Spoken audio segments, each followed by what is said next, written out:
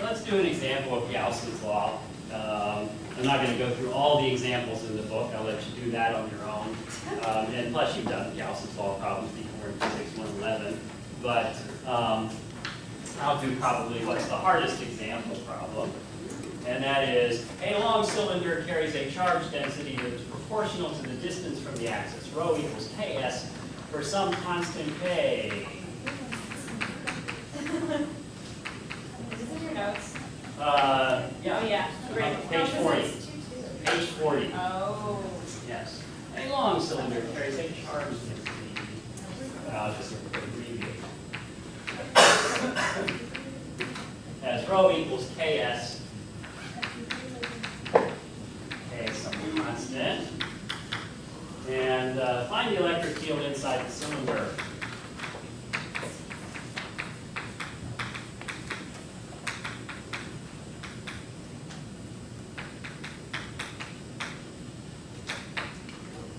So, as always, we want to exploit symmetry and draw an appropriate Gaussian surface. So, here's our cylinder, and whenever we see the word long in a Gaussian problem, that's code for pretend it's infinite. Pretty much it always means that. So our long cylinder, we can pretend it stretches off to infinity. And so here's the axis of the cylinder. And clearly this problem has cylindrical symmetry, and so therefore the electric field has to be pointing away from the axis because there's nothing else that would make any sense for it to be doing. If it were tipped in any direction from the axis, you'd say, well, how come? And you'd have no good answer for that. So the natural choice for a Gaussian surface then would be a Gaussian cylinder inside the charge distribution, and it's supposed to be coaxial with the charged cylinder. And so we could say that the radius of our cylinder is S, and we could say that the length of our cylinder is L. And so, again, on the assumption that this thing is infinitely long, if it was a finite cylinder, it's not really true that the problem has true cylindrical symmetry, and that the electric field has to be everywhere pointing away from the axis. But if it's a long cylinder, as long as we're far from the ends, it'll essentially be as though it were an infinite cylinder, and it'll have the cylindrical symmetry. So then we know that every point on the Gaussian cylinder we've drawn should have the electric field pointing perpendicular to it.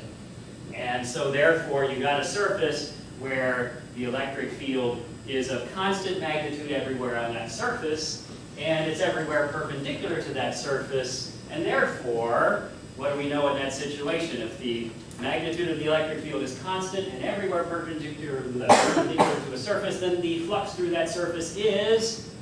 E times A. E times A, that's right, yes. Hand it over to the sick girl, that's right. Congratulations. I'm glad that my terms didn't affect your brain too much. I just happened to be looking at that as while you were saying it. Oh, you did? Oh, okay.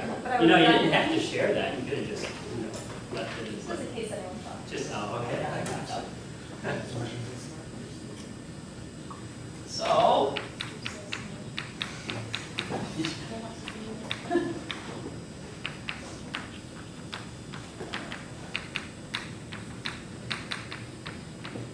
I like to think of Gaussian cylinders as soup cans.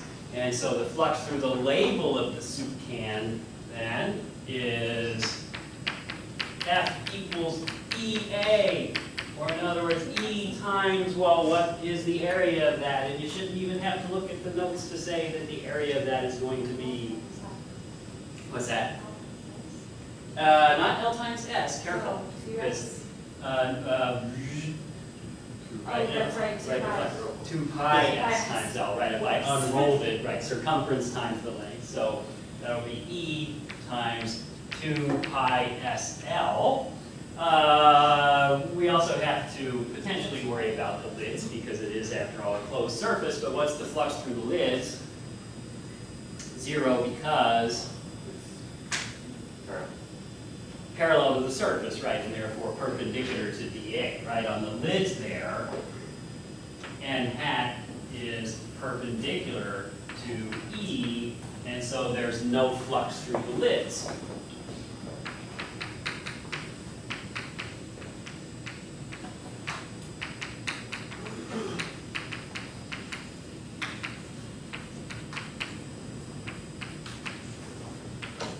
E is perpendicular to dA on the lids, and so therefore no flux through them.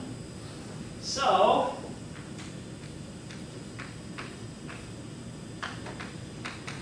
Karl Friedrich speaks to us and says that the flux is equal to the charge enclosed over epsilon naught, and so therefore E times 2 pi SL is Q enclosed divided by epsilon naught. Well, if this was a uniformly charged cylinder, we could get the charge enclosed by simply multiplying the charge density times the volume of the cylinder. But this is not a uniformly charged cylinder. This is a cylinder which has rho proportional to distance from the axis. And so that means in order to find the enclosed charge, we're going to have to do an integral. And it's not a difficult integral to set up. What we should do is think in terms of, since it's only depending on S, our little d taus in our volume integration should be little cylindrical shells.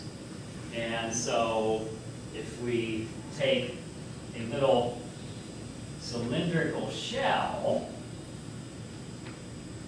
whose radius is S and whose thickness is ds and whose length is L,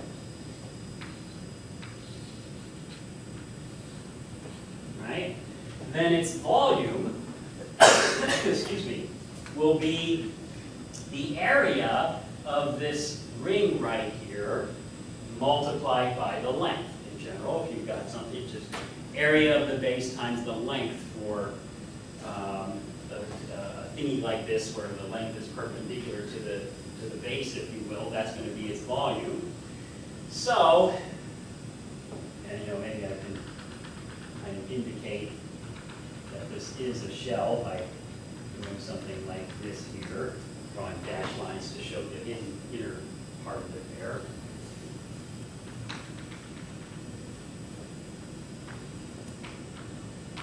So what is, without looking at notes, what is going to be the volume of this thing? Well, what is the area of this hoop, right? If I have a hoop like this with radius S, thickness ds, what's its area in the limit that ds goes to 0? I mean, of course, its actual area is going to be pi times s plus ds squared minus pi s squared, the difference in the areas of those two circles. But in the limit that ds goes to 0, what is the area of that piece? Well, okay, sure. Sure, I can't. I can't argue with that, but no, you know what I mean? In other words, as ds, let's put it this way. As ds becomes infinitesimal, the area approaches, you're on the right track. I heard 2 pi. Well, what if I rolled this out? This is almost, but not quite. If I unfurled it, I could almost unfurl this. It won't quite work because it's a circle. Yeah, it's going to have, it's almost a rectangle if I unfurled it, of thickness ds, and the length of the rectangle is the circumference, 2 pi s. So the area of that thing is 2 pi s ds. Circumference times thickness is area. Does that make sense? Happy? Okay. So the area is 2 pi s ds, the length is L, so d tau is 2 pi sl times ds. Or 2 pi ls ds, if you like. Yes. I'm allowed to flip the order if I want. No, it's a little drug thing, so What? it's a little drug thing. LSD, yes, okay, well, what's with this? Yeah. Got your ecstasy, you got your LSD, yeah, that's right. We're dealing in here. Yeah, no, physics keeps you high. That's right. Exactly. Yes. Score 1 for Mrs. D. I've been living with you too long. Yeah, that's right. Yes. Because we need the boys at LSC, and they also like copy most people after that. It's so dumb.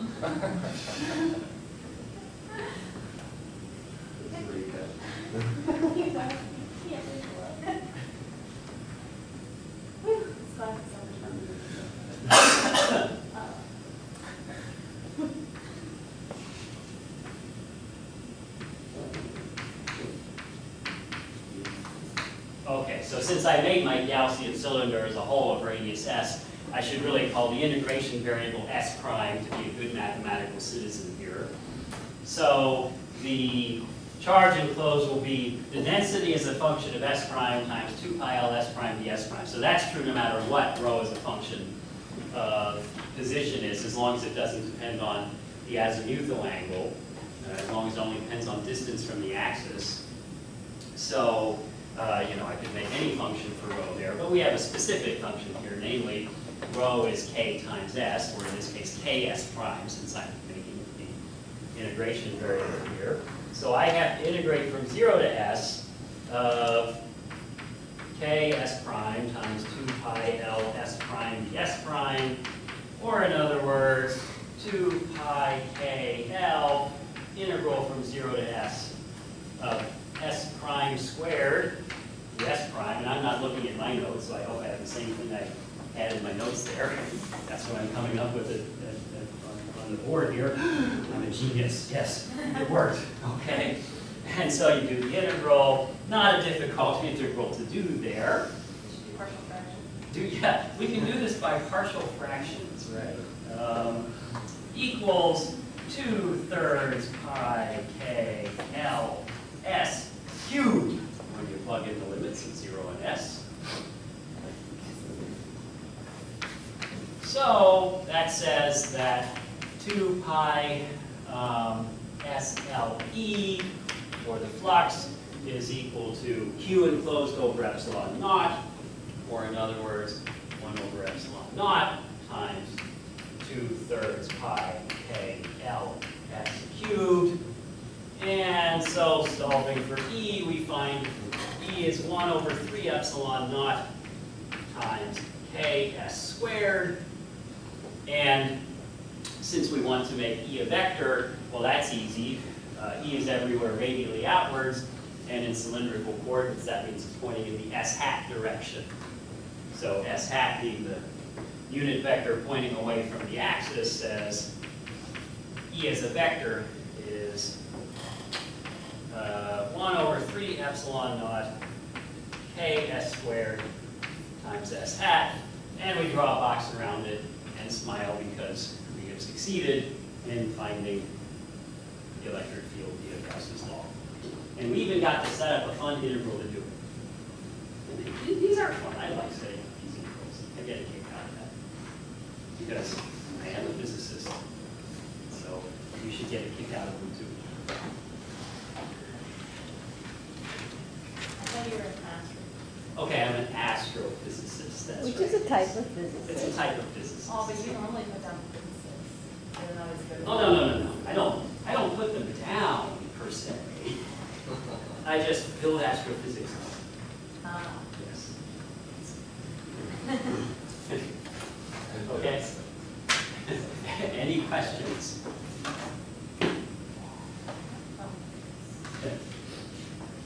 Okay. Question. Yes. Oh, sorry. And so the actual cylinder with charge on it was the big one, Yeah. and the little one was the Gaussian one? This is the Gaussian soup can. Yeah. Right. Is it, the actual one, is it a full cylinder, like is it solid? Mm-hmm. Okay. Well, yeah. It carries you know, it has rho equals Ks, so therefore there's charge density everywhere inside of it. And we haven't specified its radius here, you know, Okay. so this is the formula that holds as long as we're inside the cylinder. However, whatever it is, out to the full radius of the cylinder, that is the field as a function of distance from its axis. Right. What if I'm outside the cylinder? So what if it has, you know, some actual radius, let's call it big R, okay? What if S is greater than big R? What happens in that case? Well, what would I use as my Gaussian surface if we're outside the cylinder? A bigger one. Yeah, we make a soup can that surrounded the cylinder. And what would be the charge enclosed in that case? Well, we've got a formula that gave us the charge enclosed as a function of radius, right? So if you're outside the cylinder, the charge enclosed is a constant equal to, given that the radius of the cylinder is capital R,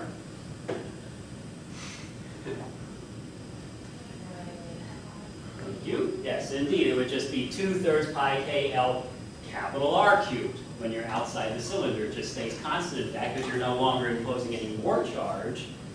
And so then you would say that 2 pi SLE, that's the flux no matter where you are, 2 pi SLE was equal to 1 over epsilon naught, 2/3 pi KL capital R cubed, right? And so then you would find that since this had become a constant, E was proportional to 1 over S. It was falling with a 1 over S dependence. And for any cylindrical charge distribution, if you're outside the charge, then the field falls like 1 over distance from the axis. And in fact, that's what the field of a line charge looks like. In other words, if you just have charge along a line, then the field is, I don't know off the top of my head, but it's like something like lambda over 2 pi s or something like that. You could easily figure it out, where lambda is the charge per unit length. And in fact, you could even write this, you could write this as a charge per unit length by simply dividing through by the length of the cylinder. So lambda would be 2/3 pi k r cubed. That would be the charge per unit length on your cylinder. And the electric field would only depend on the charge per unit length as long as you're outside the cylinder and the reciprocal of the distance from the axis. Okay? Happiness? Joy? All right? So notice then that just as for a spherically symmetric charge distribution, the electric field is the same as you would get for a point charge at its center. Right? Is that obvious to folks that that's true? Or should I? What's that? If you're outside of a spherically symmetric charge distribution, the electric field is the same as you would get as if you had a point charge with the same total charge located at the center. Right? That's true because you can draw a Gaussian, you know, here's my spherically symmetric charge distribution. And as long as it's spherically symmetric, then we can say that the electric field has to, by symmetry, point radially outwards or radially inwards if the charge is negative. And so then, if I'm outside that spherically symmetric charge distribution, I can draw a Gaussian surface consisting of a sphere and argue that the electric field is perpendicular to the surface everywhere on the sphere. And so then I would say that the flux is 4 pi r squared E is equal to Q enclosed over epsilon naught. So therefore the electric field is Q enclosed over 4 pi epsilon naught r squared. But that's exactly the electric field of a point charge at the center, where the point charge has magnitude of the total charge enclosed, or in other words, the total charge in our spherically symmetric charge distribution. Similarly, if you have cylindrical symmetry, as long as if you've got a cylindrically symmetric charge distribution, or in other words, the charge density only depends on distance from the axis, then when you're outside the cylinder, the electric field looks just like it would for a line charge with the same charge per unit length located on the axis. That's how you go from sphere to cylinder. And, excuse me, may be worth pointing out that it's trivial to show this using Gauss's law. You know, we very simply were able to show that the electric field of a spherically symmetric charge looks just like a point charge at the center. Well, gravitation also obeys an inverse square law, right? What's the gravitational force between two objects?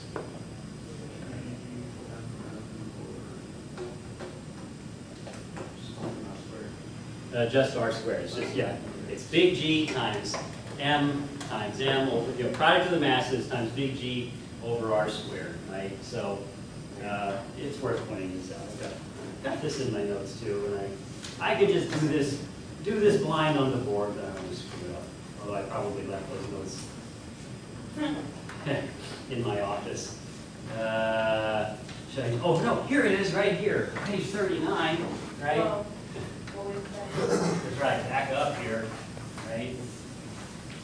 So, historical interest here, plus just interest in general,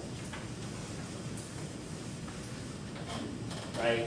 So, the acceleration due to gravity is independent of the mass of the object getting the acceleration for a given mass doing the attraction, just minus gm over r squared r hat, right? In other words, the force is minus g big M little m over r squared r hat.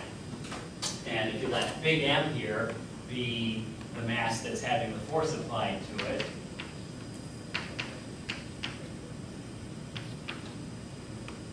whoops, equals mg, you know, so you just say, what's the acceleration of big M there? Well, then the big M's cancel, so the gravitational acceleration is minus g times the mass, which is the source of gravity, over r squared times r hat. So anything feeling the field of our little mass m, of our mass m here, has acceleration minus gm over r squared times r hat, right? Everybody happy with that? Okay. This is just like an electric field, except that for an electric field, of course, we have that it's q over 4 pi epsilon naught r squared times r hat. And so that means that the laws are identical as long as we let q over 4 pi epsilon naught go to minus g times m. Right? They're identical except for that substitution. So gravity also obeys Gauss's law. Gravity obeys Gauss's law in the form of the flux of g through any closed surface is minus 4 pi times big G, the gravitational constant, times the total mass enclosed by that surface. Right? So, in other words, instead of Q enclosed over epsilon naught, that hits, what would be Q enclosed over epsilon naught becomes minus 4 pi GM. Since we're making the substitution of Q over 4 pi epsilon naught looks like minus GM, so just multiply through by 4 pi. Q over epsilon naught looks like minus 4 pi GM. So this is Gauss's law for a gravitational field. So you can solve gravity problems with Gauss's law too. You can take cylindrical mass distributions and figure out that the gravitational field is everywhere radially inwards because gravity is always attractive and falls like 1 over the distance from the axis and so forth. Gauss's law works just as well for Newtonian gravity. Well, in particular, that means you can trivially use Gauss's law to prove that a spherically symmetric mass distribution acts as though it was a point mass with the same total mass located at its center. Well, it is said that one of the reasons that Newton took so long to publish the Principia, he took about 20 years after deriving the fundamental results in the Principia to publishing it in 1687. And supposedly one of the reasons for that is he couldn't prove the fundamental result, that a spherically symmetric distribution of mass acts as though it was a point mass at its center. And he realized that was crucial to his arguments and being able to argue that the effect of the sun on the planets and the earth on the moon and so forth, that you could treat them all as point masses at their centers. And the reason he couldn't prove it is because he didn't know Gauss's law. Gauss wasn't born yet. Gauss hadn't made his law yet. Actually, I'm not sure if Gauss, I don't remember when Gauss was born. I have it in my notes somewhere. But in any case, Gauss hadn't made his law yet. He certainly wasn't an adult by that time. I don't even know if he was alive. Yeah, so, oh, so therefore, okay. All right. Anyway, yeah, so we'll just get that off the tape. A little creative editing there. Yasser's like, wait a minute. Hey, what did he say? What was the one he said? Huh? He said, well, well, Gauss was living in the 1800s, right? Is that true, though? I think it's right. You wrote it. I did write it in there. I know, I just forgot what I wrote now. So it's in my notes somewhere. It's in the book, too, for sure, yeah. But in any case, Newton had to prove it was true by doing the integral that you're going to do for problem 2.7, is the point. And, well, you know, Newton was, busy inventing calculus, and so if you're busy inventing calculus, you haven't figured out every integration trick, and so forth. And so no, we're not proving that we're smarter than Newton by doing the integral. I know, oh well. Okay. Any questions? All right. The other kind of classic Gauss's law problem is an infinite plane charge with uniform charge density sigma and variations thereon. You can have slab charges where they have some thickness to them, but we'll just do the nice infinite plane O charge.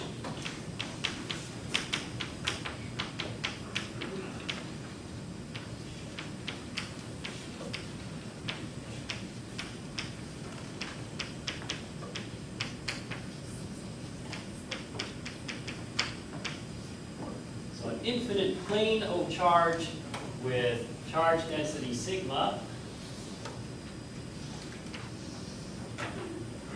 So this extends to infinity in every direction, but I'd be here a while if I tried to draw that. Try it, Dr. Harmon, try it. And they all speak. Yeah, you have faith in me. What do you think, honey? Should I try it?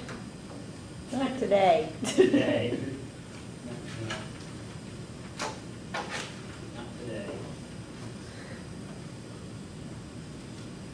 Yes, Newton died 50 years before Gauss was born. Okay, Newton died 50 years before Gauss was born. Thank you. We have thereby established that definitely there was no chance that Newton was going to know Gauss's law. That's right, poor Newton. Boy, Newton was really smart. He could have come up with Gauss's law. We waited 20 years. I know.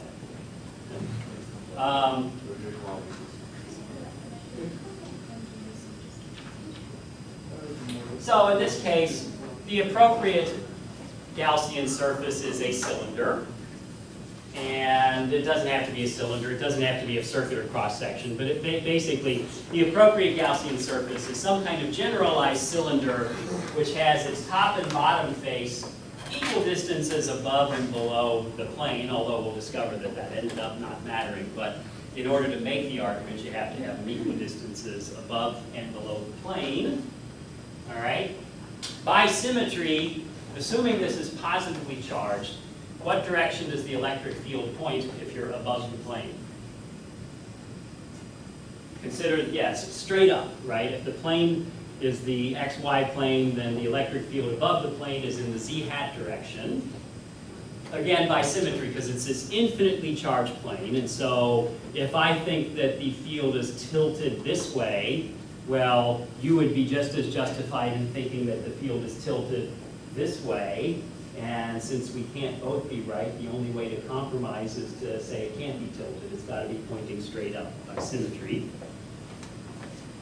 And if you're below the plane, the field then points straight down if it's positively charged. So,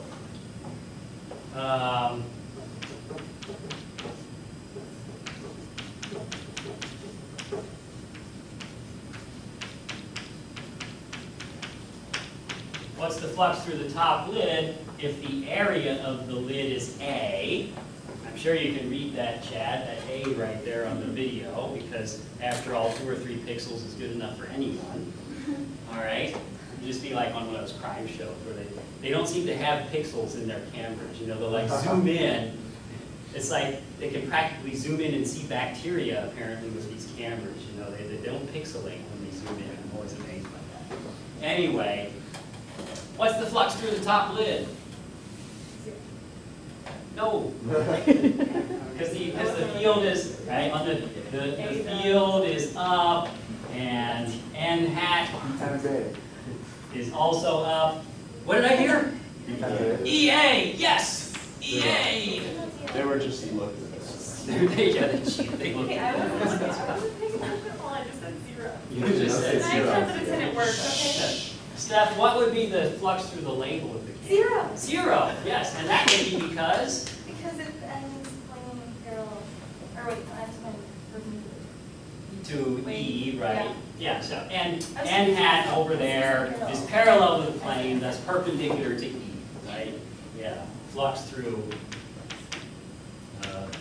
the label is 0.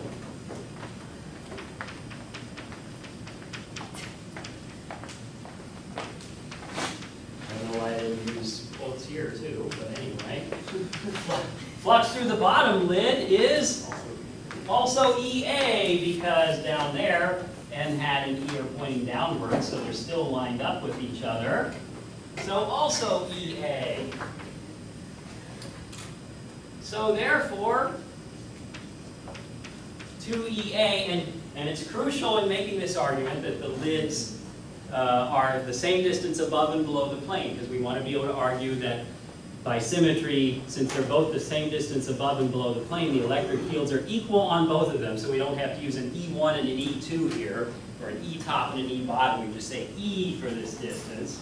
So 2EA is equal to Q enclosed divided by epsilon naught, and Q enclosed is equal to? Sigma. I'm sorry. Yeah, sigma A, right? Sigma is the charge per unit area times A. So that's sigma A over epsilon naught. So 2EA is sigma A over epsilon naught. The A's cancel, and so E is sigma over 2 epsilon naught. How does E depend on distance from the plane? It doesn't, because we didn't say anything about how far above or below the plane the two lids are. So, in other words, for the infinite plane, the electric field is constant everywhere in space. Above the plane, equal in magnitude to sigma over 2 epsilon naught. It's constant everywhere in space. Below the plane, equal to sigma over 2 epsilon naught. The only difference is that the electric field does this across the plane. You know, it's up on one side, down on the other side. Its magnitude is the same everywhere. Now, for a finite plane, you know, say this table, for example. Suppose this table had some uniform charge distributed across it. As long as we're close to the table and far from the edges, then that result will be a pretty good approximation. As soon as you get close to the edges, it starts to break down. The electric field starts to tip when you get close to the edges.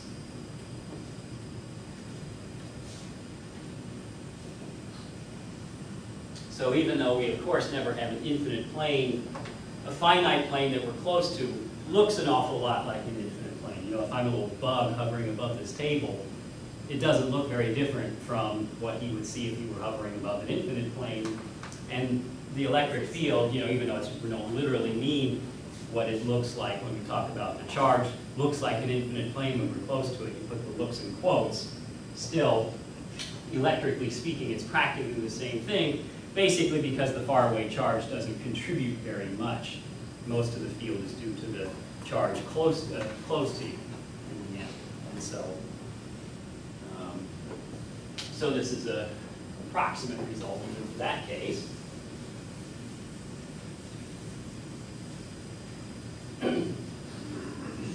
So what if I have two infinite planes?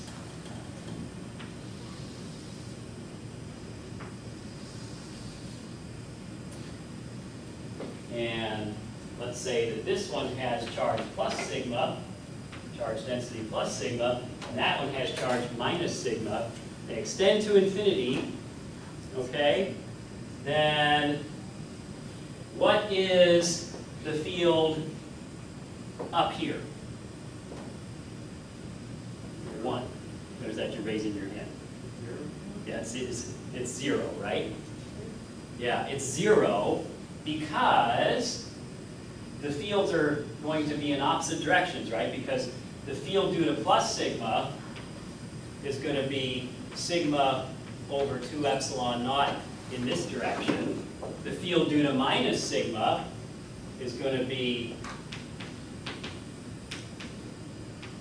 minus sigma over, it's going to be sigma over 2 epsilon naught in the downwards direction, right? So they're going to add up to 0. So there's no field when you're above both planes. What about when you're both below both planes? Likewise, we just flip the arrows here. But again, they're going to add up to 0 because the fields are equal and opposite. And what if we're in between the two planes?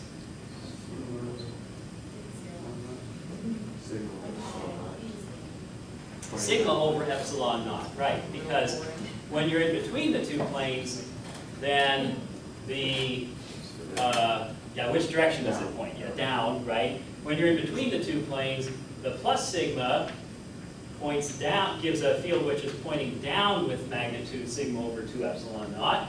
The minus sigma also pointing down. Electric fields point away from positive and towards negative charges. So that's also sigma over 2 epsilon naught pointing down. So they add up to just plain sigma over epsilon naught pointing down.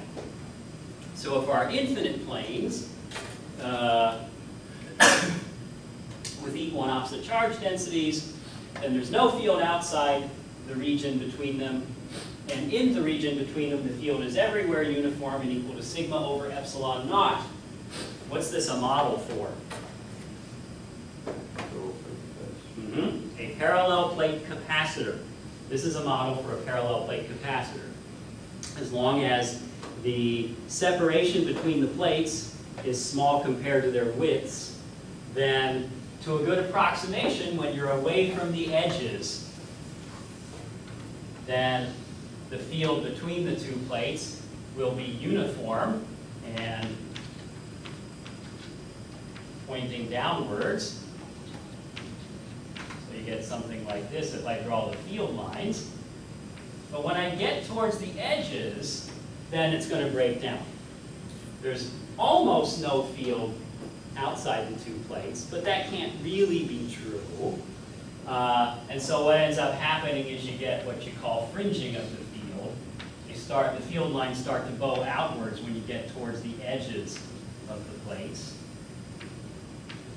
And you get some field lines which connect outside the plates as well. But the field is much weaker outside the two plates than it is inside the two plates.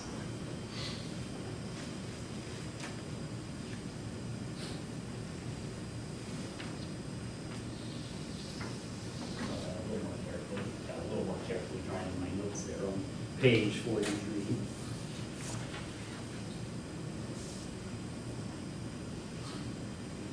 Okay? So, any questions? Happiness and joy? You look joyful, Danielle. Are you feeling joyful? Sure. All right, let's talk about electric potential then, shall we? Well, surely, let's. Yes. You like the Mickey Mouse Club? Yes, let's. I always liked in the maybe you guys never saw it, and I didn't see it first run, I hasten to point out. But in the 1950s version of the Mickey Mouse Club, which they showed on TV when I was a kid, they would often have it where Jimmy, the adult, would say things, and all the kids would respond to him in unison in complex sentences. And that just struck me as the oddest thing. They'd be like, something like, oh yes, Jimmy, let's go to the village green. And it's like 13 kids all saying this at the same time. And I'm thinking, what? You know, that doesn't make any sense. And then I also like, because my dad used to say, all those hippies, you know, with their long hair, you kids all look alike today with all that long hair. And then there's the Mickey Mouse Club, and they would have them run in, and it'd be like, Bobby, you know, Oh, yeah. Timmy, and so forth. And Annette Funicello would come in and so forth. My dad had a big crush on Annette.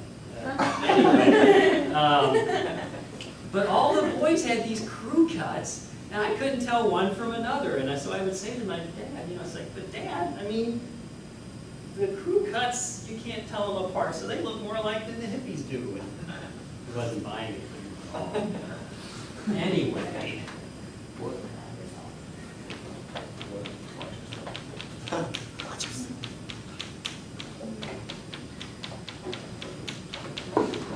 Electric potential.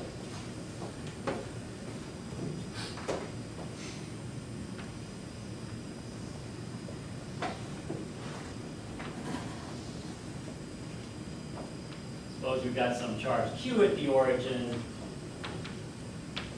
of our XYZ coordinate system, and it starts at some point with position vector A, and ends at some point with position vector B.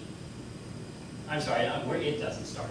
We go from some point with position vector A to some point with position vector B and calculate the line integral of the electric field between those 2 points. So Q is staying fixed at the origin.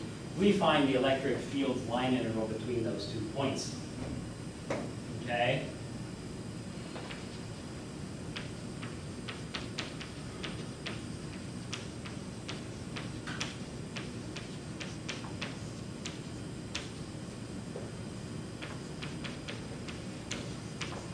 What can we say about the line integral of E dot dl between those 2 points? It's nice. We like it. Sounds like it would be fun to compute. Puppies are cute. Gotta get it in there somehow. Yes, I'm sure you will. What was that puppy obsession of his? Okay, so, well, in spherical coordinates,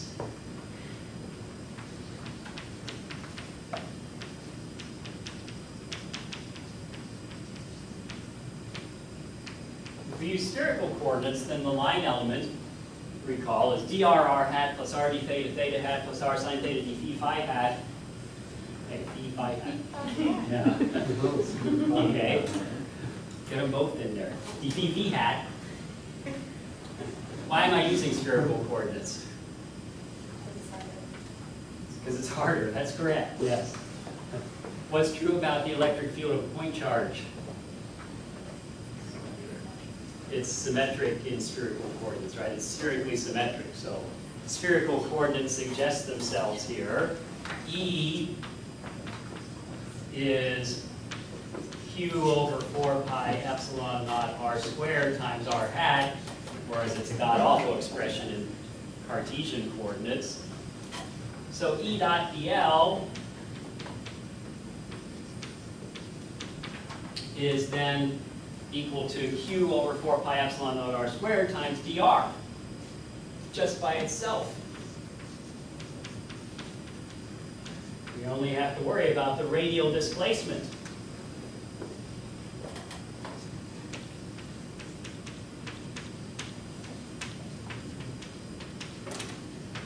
Only thing that matters is the change in R when we make a little displacement.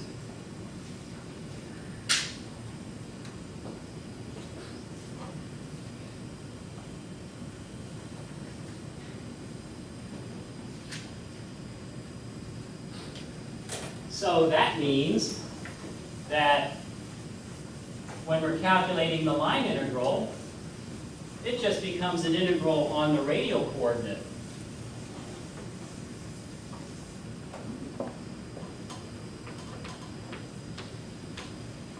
Line integral from A to B of E dot dl is equal to Q over 4 pi epsilon naught times the integral of R sub A to R sub B, the distances of A and B from the origin, their radial coordinates, of dr over R squared, or in other words, to minus Q over 4 pi epsilon naught times 1 over R sub B minus 1 over R sub A. When you just integrate 1 over R squared and then put in the limits of RB and RA and subtract, that's what you get.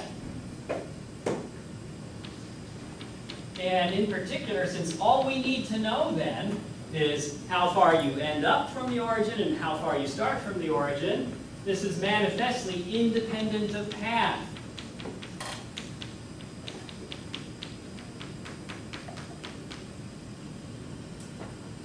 All that matters are these two distances from the origin. Draw circles, how far are they from the origin?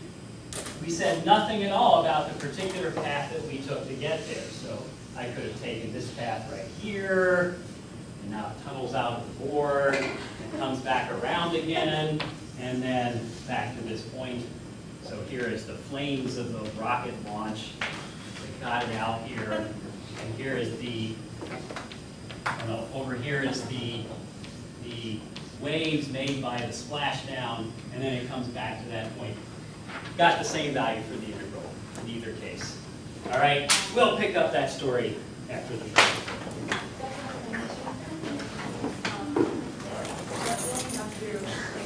My own last one. No one? Whose is this? I had those box cutters attached to the yards too. That will make them a bit scary. Then she Jordan, might please just take pay that more and put it attention. on my side of the table. That's right. Listen, Rich, I'm going to assume that when you said throw this out, you meant more of this. You're right. It is opposite. I knew that's what you meant. And today's opposite day. For a while.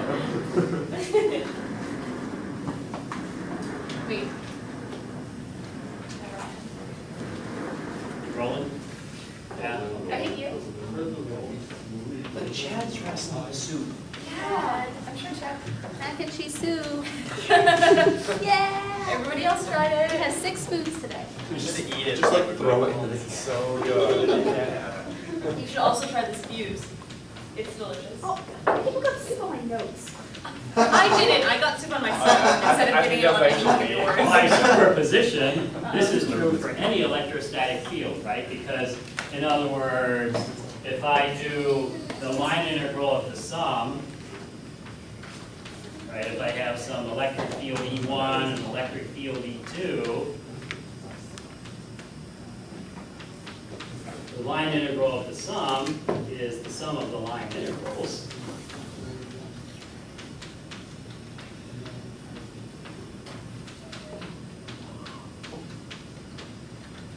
So if I have another point charge to add its electric field to the mix, then if I add up their two electric fields, the sum of the line integrals is the line integral to the total electric field.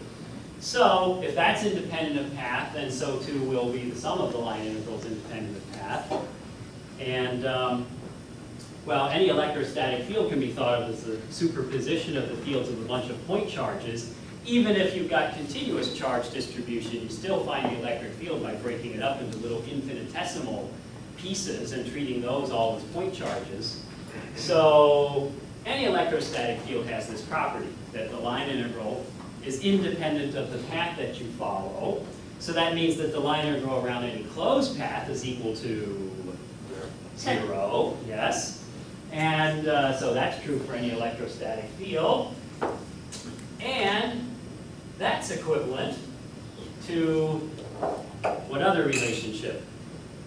If I have a differential relationship that expresses that, Stokes' theorem says that if the line integral is independent of path, then the what of E is equal to 0. No, don't look at the notes. What is Stokes' theorem relate? It relates line integral around a boundary to curl, yeah, to the integral of curl over the surface, but curl integrated over any surface is therefore 0 according to this. So therefore, the differential form of this statement is that for any electrostatic field, its curl is equal to 0. And in spherical coordinates, you could easily show that the field of a point charge has 0 curl. Just calculate the curl in spherical coordinates. That'd be trivial. What do you feel? No.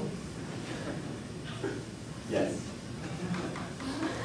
It's going to be fun on Thursday when I hear the entire class sniffling and sniffling. Except for And me. then they're going to be angry Except for at Yasser, me. who hasn't. It's all right. Oh, yeah, that's Totally right. We're gonna be dislike so I mad. forgot we just shared They that. just touched my dirty tissue. Well, I was trying to get her to dirty. it. Wow. My germs are going everywhere now. Crackers. It's like crackers. It's exponential. Yeah, That's you right. out of the, just like, keep it your mouth for a while.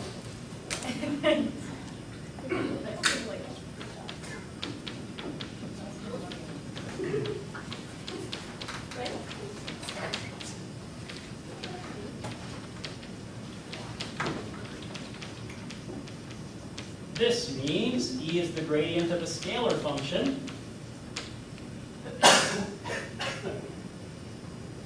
And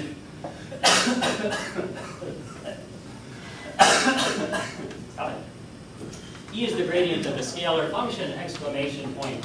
In fact, we're going to make it minus the gradient of a scalar function because of energy considerations, and so it'll be clear why we're doing that later. But let's construct this function, shall we? Yes. We shall. Yeah. Right.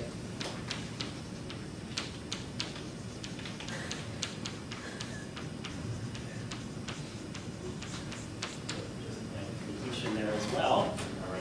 Yeah, you have to write that down. I have a question. I have a question. Yes. Why does that mean E is the gradient of a scalar function? Why is it what? Why does that mean that E is the gradient of a scalar function? Because. That's Yeah. So now, one of the theorems was that we had a bunch of theorems from chapter. We had two theorems from chapter 1, and one of them said the following conditions are all equivalent to one another. And two of those conditions were that a function, that a vector field has 0 curl, and that it can be expressed as the gradient of the scalar. So we're invoking a theorem that we had earlier. In fact, remember, it's a vector identity that the curl of a gradient is always equal to 0. Pick any scalar function, take its gradient, its curl is equal to 0. So certainly, if E is the gradient of a scalar, then its curl would be equal to 0. But the theorem lets you go the other way too. It's more powerful than that. In other words, not only might it be true that E is the gradient of a scalar, because boy, if it were, that would automatically make curl E 0. It also works the other way. If curl E is 0, it follows that E is the gradient of a scalar. You can find a scalar such that E is its gradient. So, in order to determine said function, what we do is we define the electric potential.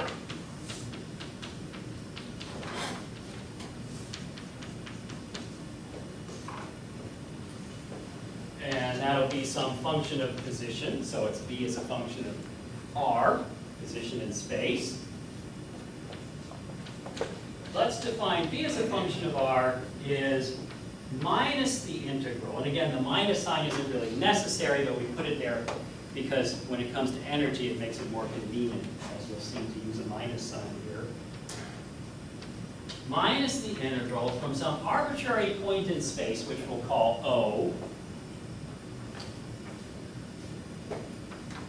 to the point that we want to find V at, R, V dot dl. So that lower limit there is an arbitrary reference point.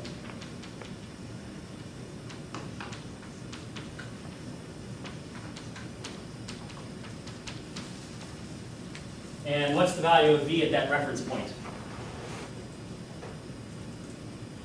From our definition, the value of V at the reference point, we would integrate from the reference point to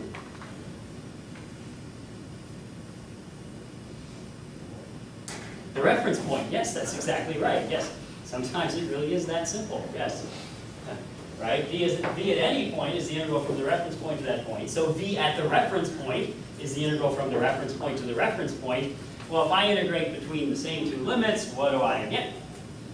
0, yes. So in other words, we're just setting a point where we're defining V to be 0 at that location. The arbitrary reference point has V equals 0 at that location.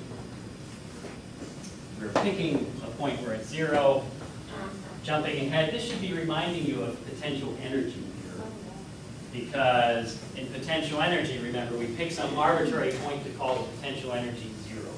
So here we're picking some arbitrary point to call the potential 0. The potential isn't the potential energy, but it's related to it. Okay? So, crucial point, path independence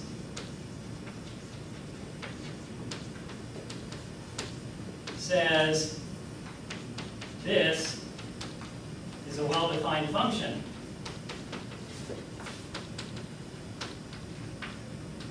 Where, in this case, what I mean by that is it only assigns one value of V to every point in space. Right? We generally like our functions to be single valued. You tell me where I am, and I'll tell you what the value of the function is. This satisfies that because if this is my reference point, and this is the point in space where I'm trying to calculate the value of the potential, I could take this path, or I could take this path, or I could take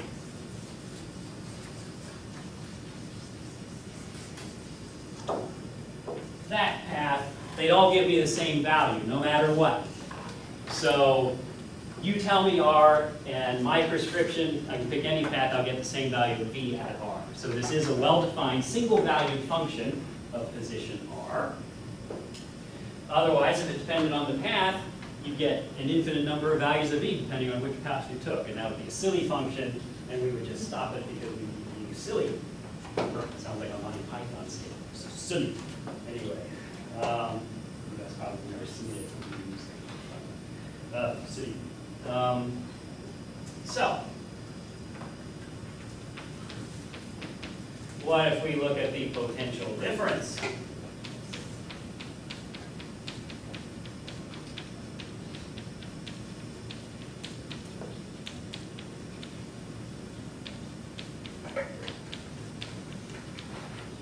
Between 2 points, let's call them, oh, let's say A and B.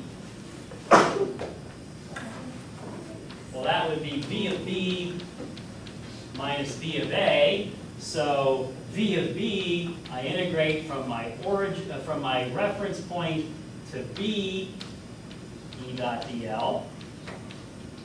And V of A, I integrate from my reference point to A of E dot dl. Notice I got a plus sign there because it's minus minus. Right? Minus V of A is going to give me a plus sign there. So, well, that's equal to minus the integral from the reference point to B of E dot dl. And then I can always, in an integral, change the sign and flip the limits, and that gives me the same thing. So I go, or what I should say, what I really mean is, if I flip the limits, I change the sign. It makes it minus the value. So that's then, I can replace the other one with minus the integral from A to the reference point of E dot dl. And then, excuse me, I didn't want to do that, did I? Yeah, I did. Yeah, what am I talking about? Yeah, I wanted to do that. Be silly. Okay, right.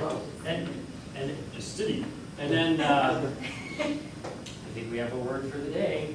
The word for the day is city. And you have to say it like that. City. All right. If he doesn't say it like that, he fails. That's right, yes. Chad, what's the word for the day?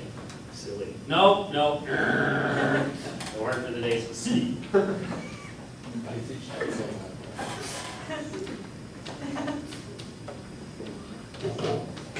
Right. So then we use that nice property of integrals that,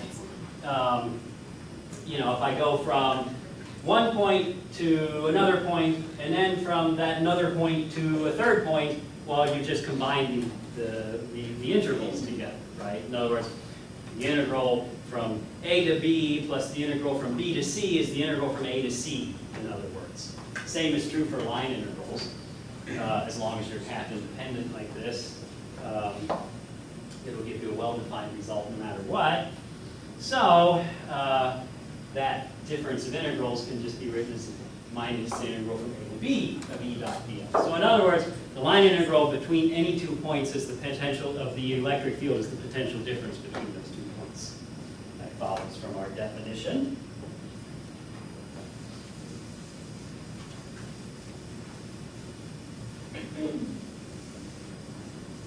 Now,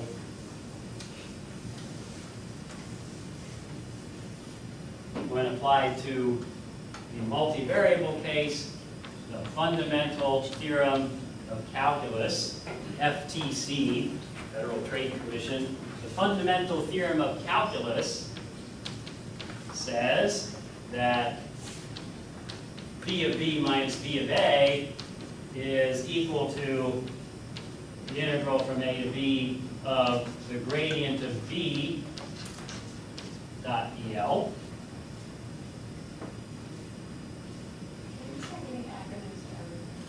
Yeah, we should. Okay, we'll work on that. Yeah, that's right. What does FTC mean? So he's right, this whole sentence is just the first letters of every word. You know, mark it wrong, you'll say, you know, obviously that's an acronym for consider the situation in which the two conductors are parallel. Yeah. And I'll say, oh, I'm subject to that. Oh, right, yeah, that would be a problem. Yeah, see, that's why I could still mark it off. But I'd have to give partial to the other.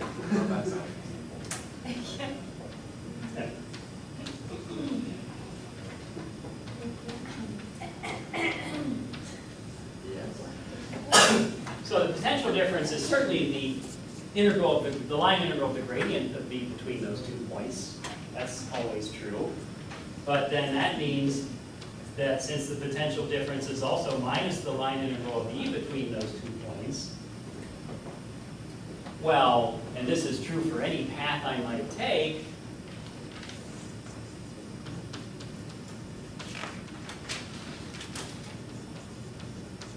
since that's true for any path I might take through space, the only way that's going to work is that if E is everywhere minus the gradient of V.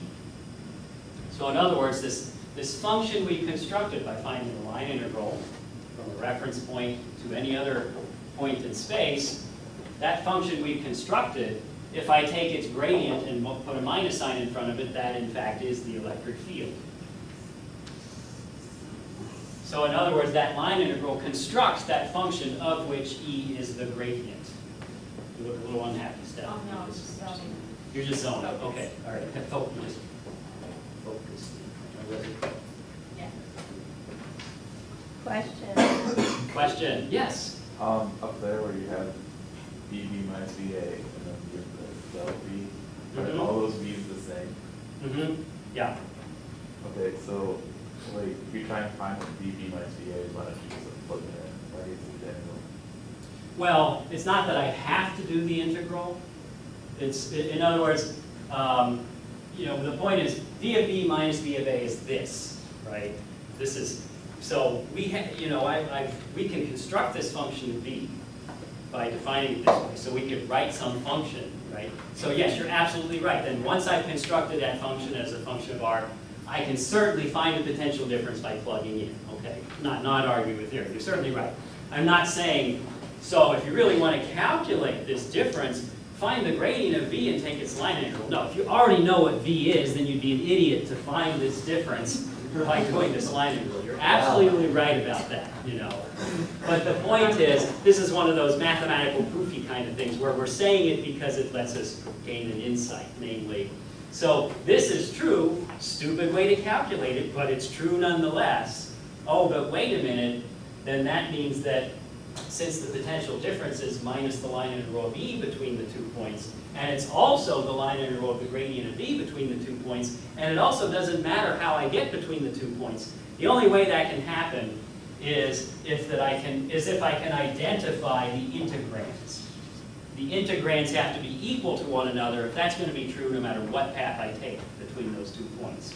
So therefore, e is minus the gradient of v. Right? So it's for intellectual purposes, not for calculation purposes. Okay, any other questions? All right.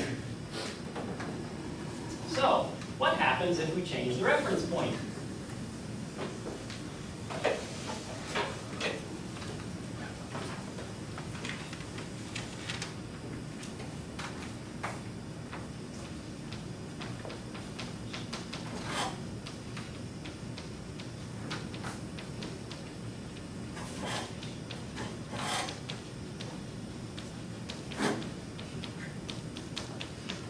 So maybe here's our original reference point.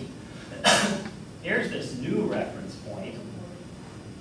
So we'll call that O prime. All right? And here is R.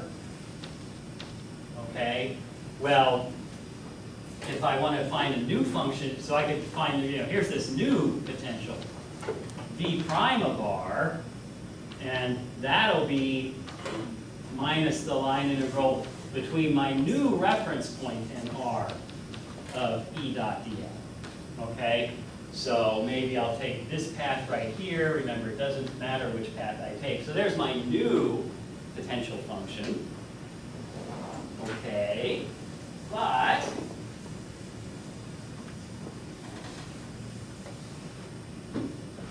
by the aforementioned property of integrals, well, I'm always free to do something like this. What if I go from my new reference point to my old reference point, E dot dl, and then I go from my old reference point to R of E dot dl.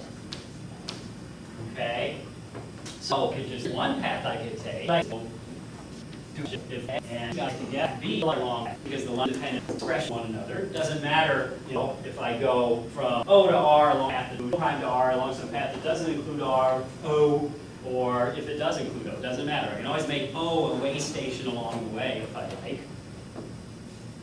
Oh, but wait a minute. This line integral between O prime and O, does it depend on which path I take to get between them? Like what if I now take this path to get between O prime and O? Does that make any difference? No. I can go between O prime and O however I like. So this is just some constant, in other words.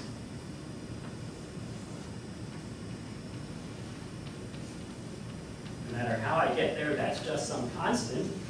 And meanwhile, this is my old definition of the potential. So that's just V of R. So my newly minted potential, where I've used a different reference point, is my old potential plus some constant. Just whatever it takes to get between the old reference point and the new reference point. The potential difference, in other words, between the old reference point and the new reference point.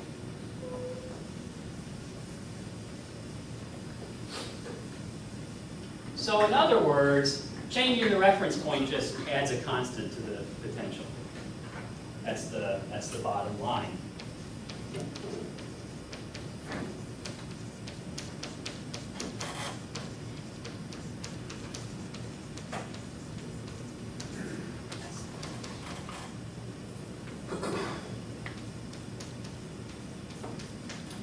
that darn well better be true, because E is minus the gradient of V, right?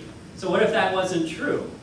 If that wasn't true, then when I took the gradient, I'd get some other function I was adding to E, and we'd be getting different E's from the two potentials, right? In other words, this has to be true because if E is going to be the gradient of both of these potentials, well, the only way that'll work is if they only differ by a constant, because the gradient of a constant is equal to 0. Okay? So it's minus grad B prime is equal to minus grad of that constant minus the gradient of the old V. So in other words, that hasn't changed the electric field that I get by adding a constant to it. So happiness and joy. So we could have predicted that was going to happen just from the fact that E has to be the negative gradient of V. So I can't change V by anything other than a constant and still get the electric field, the same electric field back. Okay? Happiness, joy. All right? You almost look happy. Go with that. What is it? You need a microphone on you. I can't hear you. So as we alluded to before, gee, this should remind you of potential energy, right? Where potential energy is defined to within some constant, but no better. And there's no coincidence here, because we know that the force on a charge is Q times the electric field, right? And therefore, it's equal to minus Q times the gradient of the potential.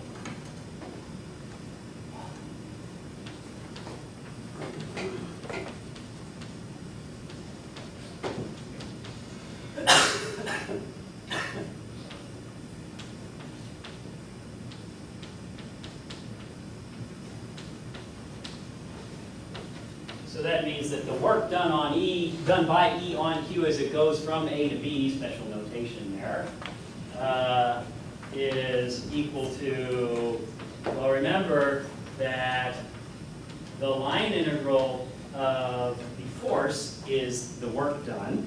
So my notes there have a little slip on them. It's supposed to be QE dot dl, not E dot dl, that I'm integrating between A and B. I just said E dot dl. It's supposed to be QE dot dl to get the force. And so that's minus Q times the integral from A to B of the gradient of B dot dl. But then the Federal Trade Commission comes in and it says, according to federal regulations, the line integral of a gradient is always to be equal to the difference in the value of the function whose gradient has been integrated between the endpoints in question. I'm using that on New Okay, you can do that. That would be FTC regulation 54, part 4, section A, subpart B, that I just quoted. It's a real regulation. Yeah, check it. Chief's rule. Check it, that's right. You can look for yourself. I know. It really said anything about work being done or energy. Or lines are like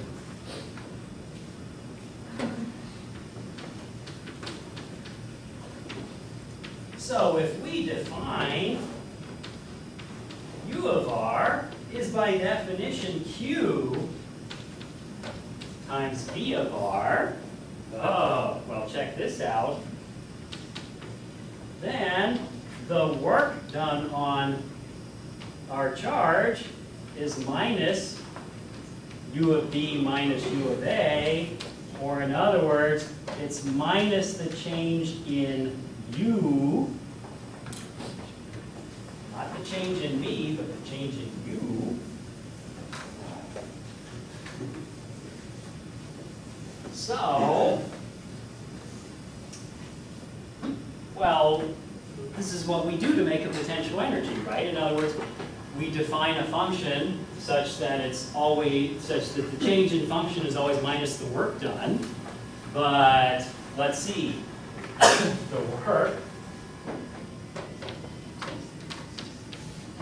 the work done by a force, if it's the only force acting on a particle, is equal to the change in that particle's where is. Can you do that one again? Yes. The work done on a particle is the change in its So what is the Kinetic energy. Big Frankenstein, right? That's what is the work done? Tell me, Steph. I don't want to. Tell me, Steph. Or Chris. There is no separate. What's that? There is no separate times I've got for. Parts 25 to 227 are reserved for future use. For future use. Ah. This hasn't, this is so new it's not online yet.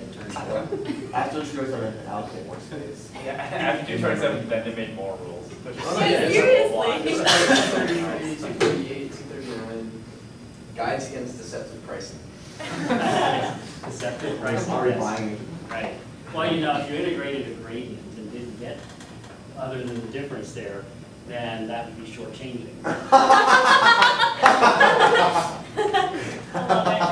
That's wrong.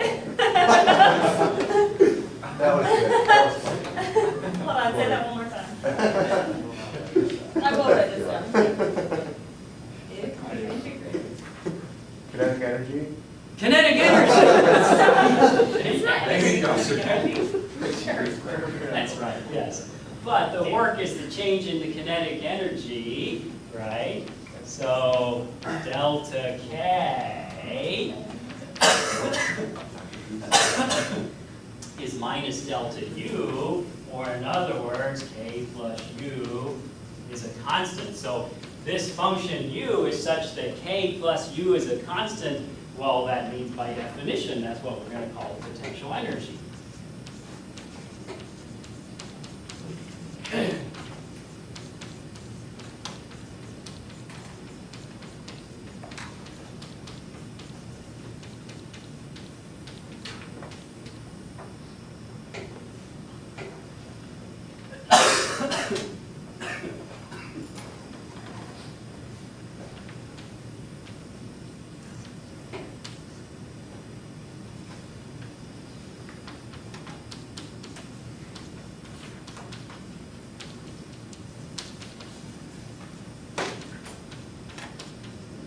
So U equals QV is the potential energy of a charge Q, i.e. V is the potential energy per unit charge.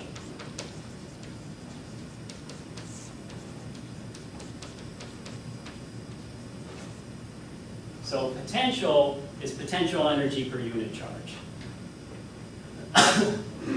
But you have to be careful to get it straight. You know, in other words, potential isn't potential energy. Potential energy is charge times potential. So we probably should have chosen a different name for potential, but we didn't, and we're stuck with it.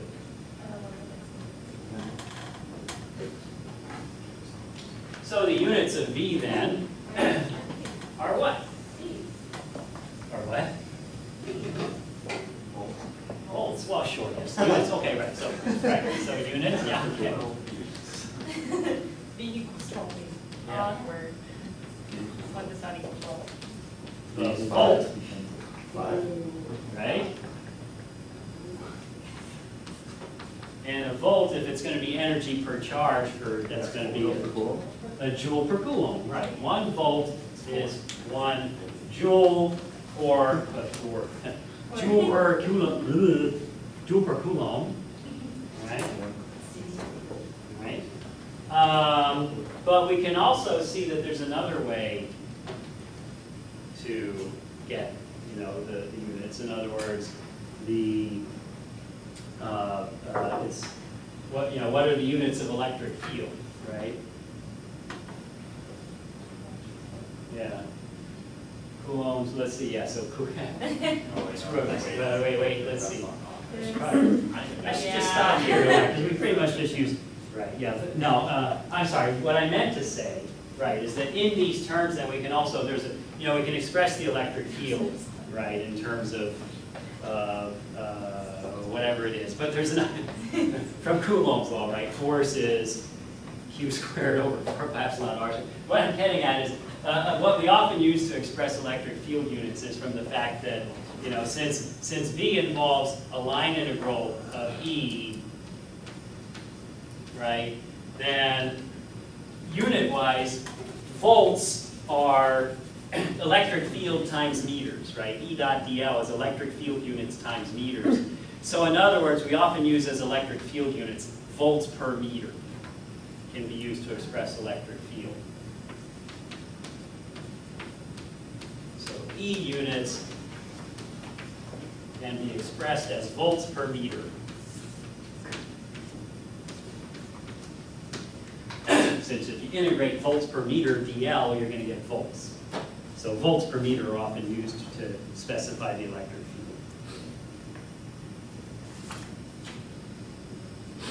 field. Okay.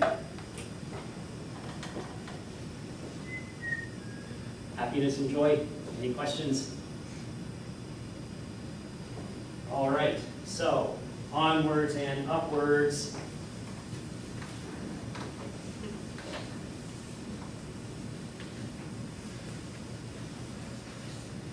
What do I want to say next?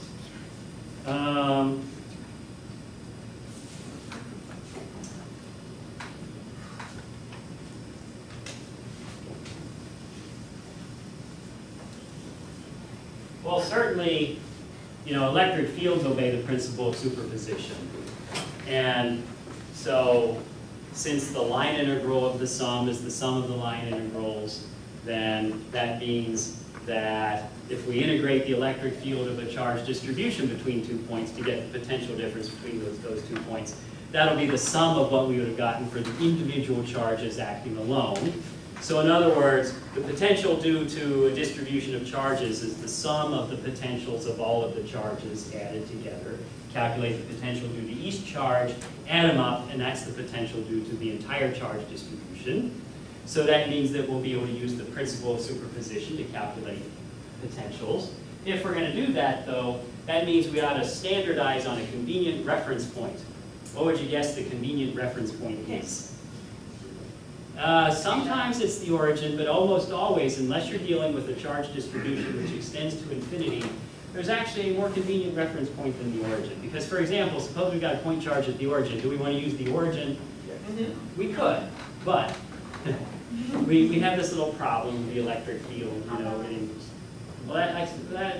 the electric field kind of, okay, anyway, there's a better place. Infinity, yeah. Infinity's the place to go. The convenient reference point is infinity, right?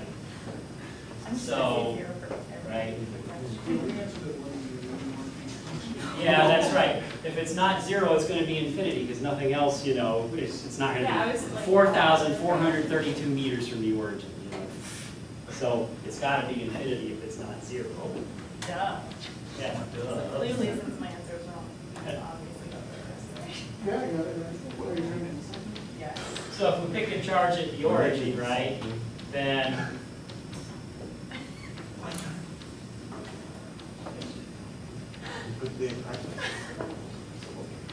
pick an arbitrary origin and you get minus, pick an arbitrary reference point and you get, minus reference point to r, e dot dl being v of r, and so that'll be minus q over 4 pi epsilon naught times whatever r is for that reference point to whatever r is for r there. Good mathematical citizen puts primes on the integration variable, dr prime over r prime squared. You know what? Deal with it. I'll quit your one. All right.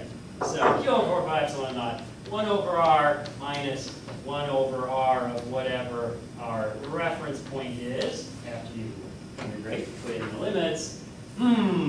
What would be a convenient value for the second term inside parentheses there? It would be nice nice to have it to be 0. And how can we make that 0? Why, we can let R be infinity for the reference point.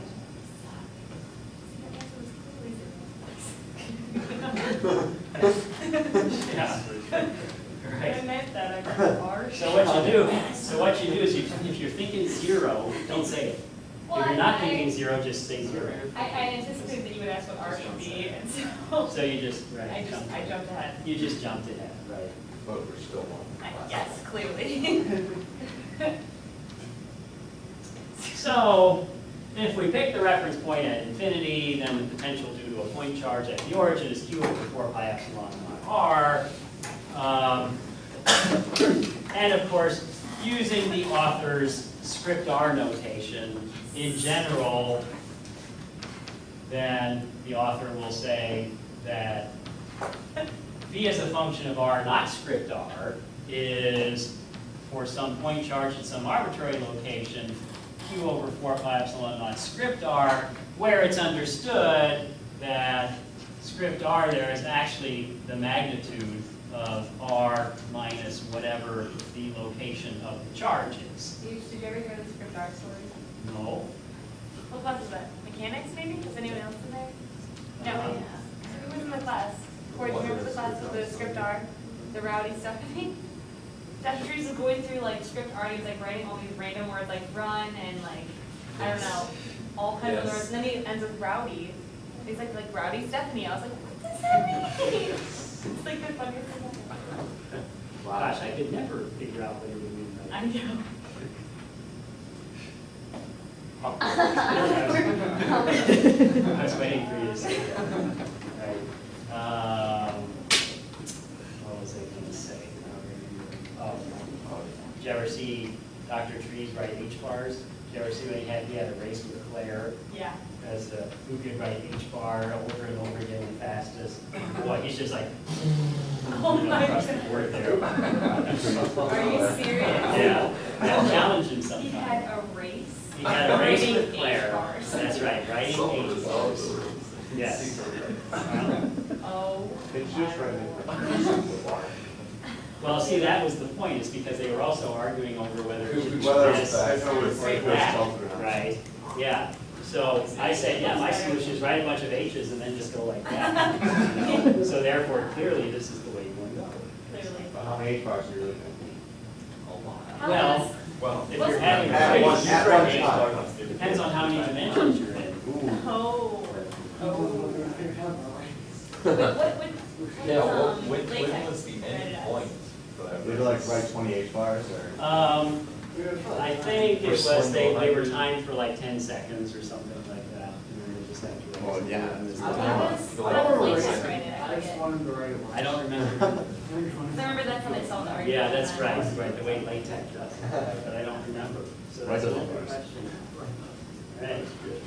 There's three.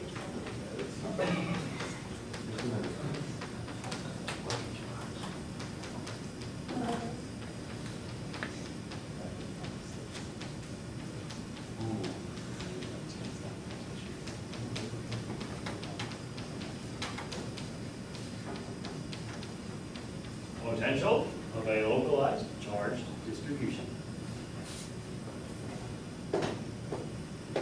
So localized just means it doesn't head off to, it doesn't go out to infinity. That would be every charge distribution in the universe, you know, that one could be interested in.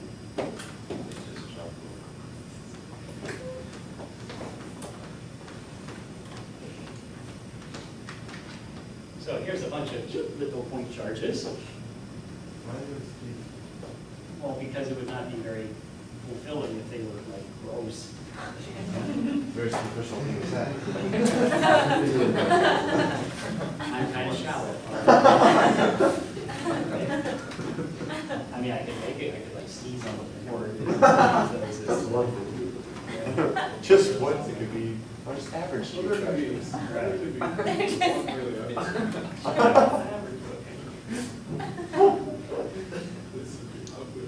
So there you go. Cute little point charges and another one. Right. What's Gross. Yeah.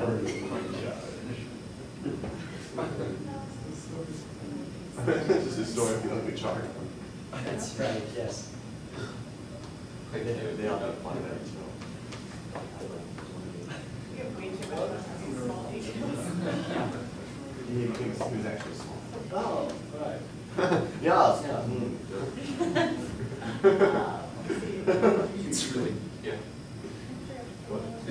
The ugly point charge is really like Maybe. going to with some math or something. Yeah, Maybe that once. doesn't work. Maybe she'll be kissed by Prince Charging. I've had good. Right now. Okay. Charging. Oh, that's all I.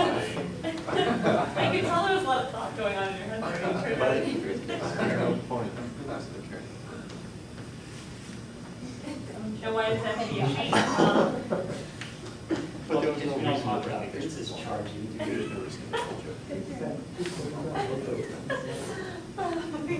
don't talk about princess charging them, do we? So like, pastor, so I think that would fit well. What's that? Princess charging, prince charging. Yeah. So that's. Yeah. Did you say Prince charging? He Yes. said prince charging. Oh. He said maybe Prince charging will come along and kiss.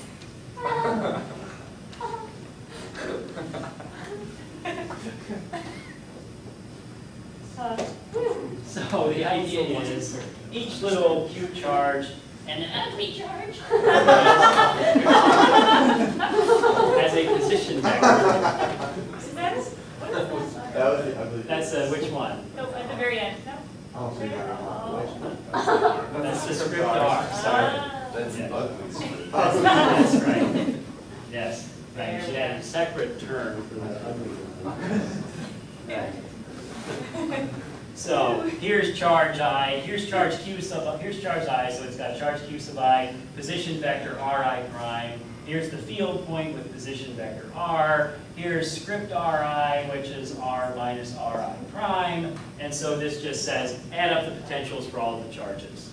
That's the principle of superposition. Of course, in practice, that means you have to replace each little script R with the magnitude of the vector R minus Ri prime. So if you're in Cartesian coordinates and you put it, you know, I think you get into a kind of a messy expression, but it's just going to be a bunch of 1 over square roots of this coordinate squared plus that coordinate squared plus the other coordinate squared business.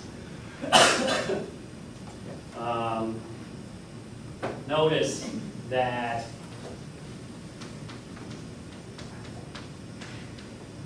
the argument here is not a scalar. In other words, it really is the position vector there, because this is, for an arbitrary distribution of charges, going to be some complicated function of position. It's not going to depend on just distance from the origin of our coordinates, because the charges are not necessarily symmetrically placed around the origin. So this will be some messy function of position. And if we generalize to a volume charge distribution, you know, we've got continuous charge distribution, then the only thing that changes is we break our volume, our charge distribution up into a bunch of little volume elements, except for this one. That's the ugly volume element. The other ones are cute, okay? But you know, we don't judge it by that. In other words, we still use the same formula for the ugly one. We still value the charge in it just as much, because what matters is the charge itself, right? Not the way it appears. What matters is what's on the inside of the volume, not what the volume looks like, okay? So, I feel like you should be in there. For charge. Can we, seriously, let's turn that.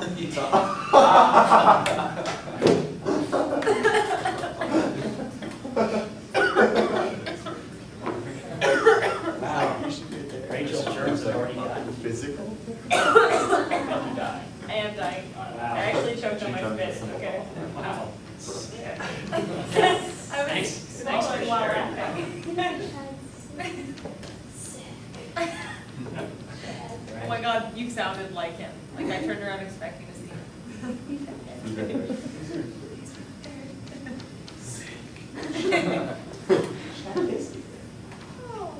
So this time it's going to be an integral over the charge distribution. In other words, we have to integrate over the charge volume of rho of r prime d tau prime, because that'll be the little dq that each little chunk of the volume contributes. And so, yeah, ice cream, that's right, yes. So that's the principle of superposition for the potential if you are dealing with a continuous charge distribution. And one of the reasons we like potential is that to do Coulomb's law, you have to do a similar integral, except that for Coulomb's law for the electric field, this becomes an r squared, and also you have to have the script r hat. Or in other words, you have to calculate 3 different integrals, right? You have to do an x integral, a y integral, and a z integral if you're going to do it for the electric field, because there's 3 components. Whereas here, this is generally a much easier integral to do. You find this scalar function and then take its gradient, and that gives you the electric field. And so everything is happy. Yes, question? Do you have our homework title walls for you?